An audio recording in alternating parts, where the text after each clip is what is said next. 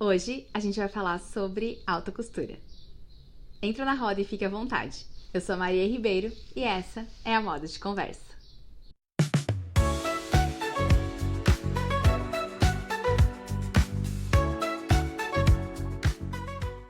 Hoje a gente vai conversar sobre alta costura, entender o que é alta costura e para que serve a alta costura. Então, primeiro, vamos entender aqui onde a alta costura está localizada. Pensa numa grande marca de luxo e em todos os segmentos que ela atua. Então, pode ser desde cosmético, perfume, acessórios, algumas roupas já de luxo. E tem a alta costura, que é o luxo do luxo, onde tem diferenciação, exclusividade e técnicas primorosas, muito bem executadas. E que, obviamente, tem um valor mais elevado. A alta costura é esse topo da pirâmide e que as marcas mostram todo o seu potencial. Mas antes da gente falar sobre isso, eu quero contar para vocês a história de como a alta costura surgiu. Lá no século XIX, um inglês erradicado em Paris, chamado Charles Frederick Worth, tinha uma maison e ele atendia grande parte das damas da sociedade da época, inclusive a esposa de Napoleão III.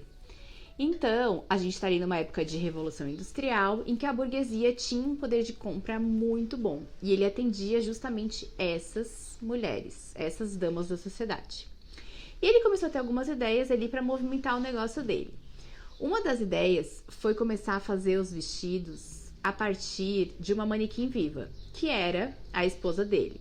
Então, ele parou de utilizar o manequim ali, né, o objeto manequim, e começou a utilizar a esposa dele como modelo. O que a gente pode dizer que são os primórdios da profissão de modelo. Uma outra coisa que ele também fazia era chamar essas potenciais clientes ou clientes já, né, que já compravam dele, para eventos ali na Maison e mostrar modelos que ele tinha criado, tinha desenvolvido pensando naquela cliente. E aí, elas já tinham o modelo ali pronto, faziam só os ajustes e já tinham pronto, né, para usar. Uma outra coisa também que ele criou foi esse conceito da etiqueta, então de você ter esse apreço pela marca, de ter ali a marca registrada mesmo, para inclusive dizer que aquela peça era autêntica, né, que ela era mesmo do Charles Frederick Worth, então para trazer essa autenticidade e evitar cópias. Essa prática da etiqueta, inclusive, ela acontece até hoje. Então, as etiquetas de alta costura vêm ali com o nome da dona da peça bordado, a mão e tudo mais. Então, tem todo esse charme, esse acabamento, né? Para que seja um produto realmente diferenciado. O Charles Frederick Worth, com mais alguns costureiros da época, eles montaram ali a Câmara Sindical, nesse primeiro momento, né, da alta costura, já com esse nome, justamente para tentar evitar as cópias dos modelos que eles criavam. Então, nesse primeiro momento, essa câmara foi criada para isso. Eu vou ler o nome em francês, gente, então assim, né? Deixa eu achar aqui. Meu Deus, eu fechei tudo. Preparada para o vídeo, Maria? Muito preparada para o vídeo. Fechei tudo. Ah, aqui está. O nome da Câmara Sindical em francês é Chambre Syndicale de la Couture Parisienne. Então, que nem eu falei, tinha esse objetivo de proteger as criações dos costureiros. As regras da alta costura só foram criadas anos e anos depois por um outro costureiro chamado Lucien Lelon. Então, ele era o presidente da Câmara Sindical na época, e ele com outros membros ali da Câmara criaram essas regras de alta costura, e em que muitas estão em vigor até hoje, tá? Um fato muito interessante é que o Lelon, junto com os outros membros da Câmara, eles impediram que Hitler levasse a sede da alta costura para Berlim, né, na Segunda Guerra Mundial. Então, eles conseguiram manter a sede em Paris, e isso fez, né, assegurou que Paris continuasse sendo o berço da moda e, né, deixasse todo esse legado mesmo de moda para Paris, para a França e para o resto do mundo. Então foi muito legal aí que isso aconteceu, eles conseguiram manter em Paris. Uma outra coisa, né, uma outra curiosidade, é que o ápice, né, o apogeu ali da alta costura aconteceu na década de 50. Depois que Dior, em 47, criou o New Look, né, ele resgatou mesmo esses valores de luxo, até um pouco de ostentação, porque uma saia, né, dessa coleção poderia levar aí de 15 a 25 metros de tecido, então ele tava mesmo gastando tecido, tava ali com bastante matéria-prima, já que a Europa vinha de um período de recessão muito grande, então ele quis resgatar mesmo essa questão do luxo e da feminilidade, e aí com isso a gente teve o apogeu da alta costura. Nessas primeiras décadas do século XX, a gente viu o surgimento de grandes casas de moda, né? Entre elas a Chanel, a Dior, Schiaparelli, Balenciaga, que são marcas que se perpetuam até hoje dentro desse segmento da alta costura, né? Então, a gente tem aí mesmo todo esse legado, essa história muito grande de marcas que fazem parte da alta costura há muitos anos. Dentro dos membros que participam da alta costura, a gente tem 3 grupos. O primeiro deles são os membros permanentes, que são os que estão localizados em Paris, que é uma das regras da alta costura. A gente já vai falar sobre as regras em seguida, mas a primeira delas é essa, né, que esteja localizado em Paris. Nós temos os membros correspondentes, que eles não estão em Paris, porém são marcas, né, que têm técnicas muito similares da alta costura, que também têm um legado muito grande dentro da indústria da moda, e aí elas são convidadas para desfilar na Semana de Alta Costura. E também temos os membros convidados, que são realmente convidados, marcas ou novos nomes, estilistas, que são ali chamados para apresentar seus trabalhos e serem lançados nesse mercado de alta costura. Você pode fazer um requerimento para se tornar um membro permanente da alta costura, mas para isso você precisa desfilar durante um período, né, de tempo seguido na semana de alta costura. E em alguns locais eu vi 2 anos, em outros eu vi 4 anos seguidos, mas, né, não sei exatamente qual que é o tempo, mas é algo entre 2 e 4 anos seguidos que você tem que participar das semanas de alta costura, tá? Entre os membros permanentes, a gente tem aí grandes nomes, que nem eu falei já, né? Dior, Chanel, Jean Paul Gaultier, Schiaparelli, quem mais? Louis Vuitton, né? Então a gente tem aí Maison Margiela, né? Então a gente tem esses grandes nomes. E nos correspondentes a gente tem Fendi, tem Giorgio Armani Privé, tem Valentino, tem Elie Saab, tem Fendi. Então a gente tem aí várias marcas bem... enfim, grandes e que tem esse legado na moda, como eu falei. E agora passando para as regras da alta costura. Essa eu vou dar uma coladinha aqui, gente, porque são várias regrinhas, tá? Então eu tô aqui com o meu celular para dar uma olhadinha nessas regras. Que nem eu falei, a primeira delas é que seja localizada em Paris, né, com exceção dos membros correspondentes. Uma coisa que eu não falei, mas a alta costura, o termo alta costura ou haute couture, né, do francês, ele é protegido por lei. Então, mesmo que você siga todas essas regras, você não pode dizer que você faz alta costura. Se você não tá ali, né, se você não foi admitido dentro da Câmara Sindical e tudo mais. Tem todo um rolê, né? São várias regras. Então, a primeira delas, que nem eu falei, é ser localizado em Paris, a Maison, né? A Maison de Couture, a casa de cultura, ótimo, a casa de costura tem que estar localizada em Paris. De preferência nos 3 principais endereços ali da cidade, né? Na Champs-Élysées, na Marceau ou na Montagne. Gente, eu tô gastando todo o meu francês nesse vídeo. Você deixa teu like aqui embaixo, tá? Se inscreve no canal, ativa o sininho, porque, olha, eu tô gastando tudo que eu não tenho de francês. Então, valoriza aqui o trabalho da gata, faz favor. Obrigada. Uma outra coisa é que, uma outra regra, né, é que eles têm que produzir todos os modelos 100% à mão e sempre sob medida, né? Então, é sempre feito para a compradora ali, exclusivamente para ela. E aí aqui a gente consegue entender, né, por que que tem tanto valor agregado, por que que é o luxo do luxo, porque, gente, é um tempo muito grande que eles têm que designar para fazer essas peças, né? Eles pedem aí de 6 a 8 semanas para desenvolver um modelo exclusivo. Pode chegar a 1000 horas de trabalho para desenvolver ali, fazer um vestido, um vestido mais bordado, né, de gala, uma coisa mais trabalhada mesmo.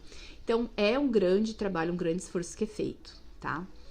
E aí, claro que as peças não vão ser baratas. Então, hoje, uma peça... Eles não divulgam valores, né? Mas uma peça ali, basiquinha de alta costura, pode começar na casa dos 10 mil dólares, tá? Então, realmente não é algo que é acessível para qualquer pessoa. E esse é o objetivo também, né? Uma outra questão, uma outra regra, é que tenha pelo menos 20 funcionários que sejam designados apenas para alta costura. Então, eles só trabalham com alta costura, né? O alfaiate, a costureira, enfim... Só para alta costura, não trabalhe para mais nenhum setor, nenhum segmento da marca, apenas para alta costura. Isso também é uma regra. Além de que eles têm que apresentar 2 desfiles no ano, né, totalizando 50 modelos. Então, são 25, no mínimo, né, 25 modelos no desfile de janeiro e 25 modelos no desfile de julho, tá? Então, tem essa regra também. E uma curiosidade é que algumas marcas gostam de encerrar os seus desfiles com noivas. Então, são peças belíssimas, extremamente rebuscadas, com bastante aviamentos, bordados muito, muito luxuosos. Geralmente são vestidos muito grandiosos, bem pesados mesmo, né? Então, para encerrar com chave de ouro aí, esse desfile de alta costura que já é aí, que nem eu falei, né? Muito luxuoso. Então, algumas marcas gostam de encerrar assim, com um vestido de noiva.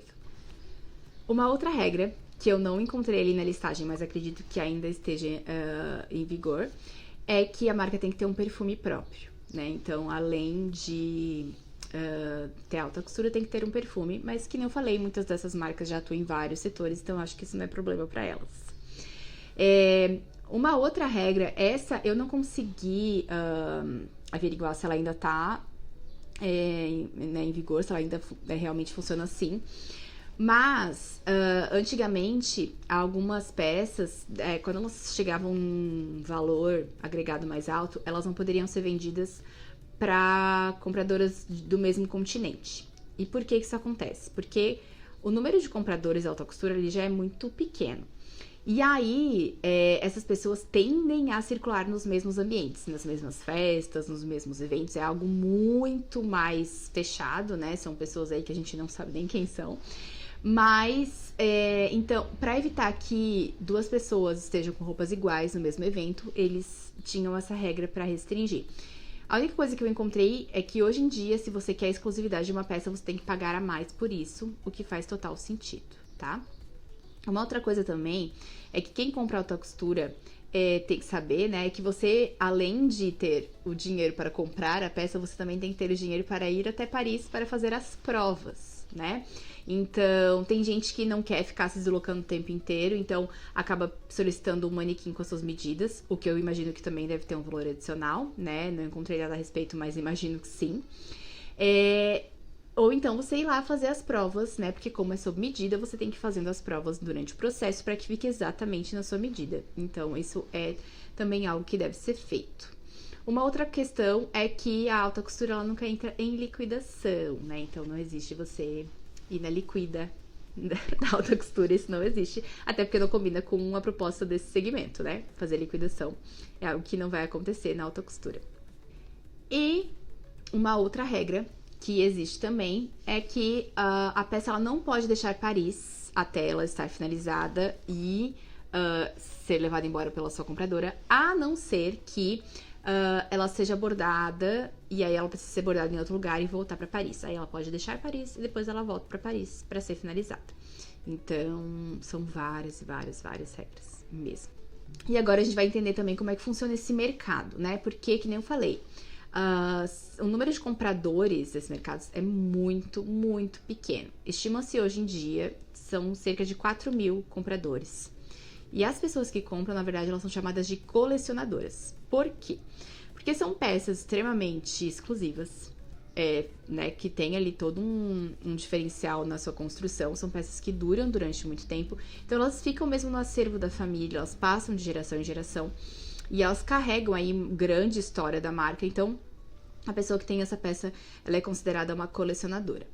As marcas estão percebendo que o perfil da compradora, né, de idade tem diminuído, então hoje mulheres já na casa dos 30, 40 anos estão consumindo bastante alta costura, e majoritariamente na China e dos Emirados Árabes, né? Então a gente tem aí esse perfil de compradores. Que nem eu falei, nunca entra em liquidação. E uma coisa muito interessante é que as pessoas podem se perguntar, tudo bem, é o luxo do luxo e tudo mais, e é isso que sustenta uma marca, né, tão grande quanto Chanel, quanto Dior e tudo mais. Só que não é, né? A alta costura tá muito longe de sustentar qualquer marca, e a proposta dela justamente não é essa, tá? Então, pra que serve a alta costura, gente? Então, a alta costura, o propósito dela, gente, não é gerar receita. Pensa que a alta costura é uma estratégia de marketing muito cara que as marcas fazem, mas que tem o objetivo de manter esse posicionamento da marca, manter esse legado, toda essa história, mostrar todo o potencial criativo da marca também, né, do diretor criativo. Então, é realmente assim, instigar esse desejo, esse sonho, não ter tanto esse compromisso com o comercial, com a moda comercial, podendo ir, né, mais para essa questão do conceito mesmo, como eu falei, do sonho, da moda quase como arte, né? Então,